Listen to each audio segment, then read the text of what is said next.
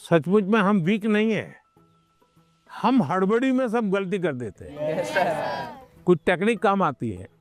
मान लीजिए ऐसा पेपर है ना, चुपचाप 30 सेकंड ऐसे ही बैठिए और एकदम गहरी सांस लीजिए। सांस ऐसे लीजिए एकदम सीना फूल जाए, इतना जितना भर सकते हैं भरिए और फिर धीरे से उसके सांस को निकालिए। आपका मन एकदम से अलग हो जाएगा।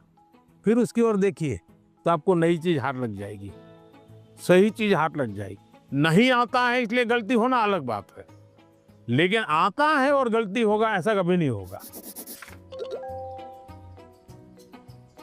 नमस्कार सर, जय गुरु नमस्कार। शंकर। मेरा नाम मृदुमलय बर्मन है। तो सर मेरा क्वेश्चन ये है कि छोटे घर, शोर और कामकाज के बीच मतलब पढ़ना अक्सर थोड़ा मुश्किल हो जाता है, और अगर माता पिता हमारे सपनों को उतना सपोर्ट नहीं करते, उतना गंभीरता से नहीं लेते, तो अब हम क्या कर सकते? देखिए मैं बताता हूँ, मैंने एक वीडियो देखा था सोशल मीडिया पे जो मेरे मन को छू गया था। एक पिताजी बैलगाड़ी में अपना जो रोजी रोटी कमाने के लिए कुछ सामान लेकर के जा रहे थे और उनका बच्चा उस बैलगाड़ी में सामान भरा पड़ा था, ऊपर कहीं सामान के ऊपर बैठा हुआ था, लेकिन क्या कर रहा था, वो अपनी किताब पढ़ रहा, यानी वो कंफर्ट की चिंता नहीं कर रहा।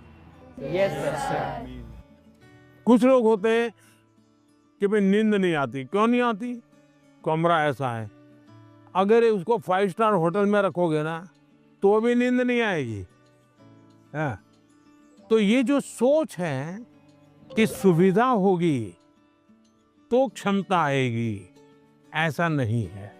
हमारे देश में बोर्ड की एग्जाम में जो नंबर लाते हो बच्चे कौन है, छोटे छोटे गांव के हैं। पहले क्या होता था, बड़े परिवार के, बड़ी स्कूल के बच्चे ही, अब ऐसा नहीं है, छोटे छोटे परिवार के थे।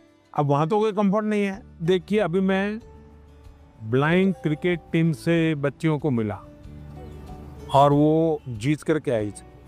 जब मैंने उनको सुना तो अपने आंख में आंसू आ जाए, ऐसी बातें थी। घर नहीं है और ब्लाइंड है, खेलना सीख रहा, दिव्यांग होने के बावजूद भी वो यहाँ तक पहुंच गई।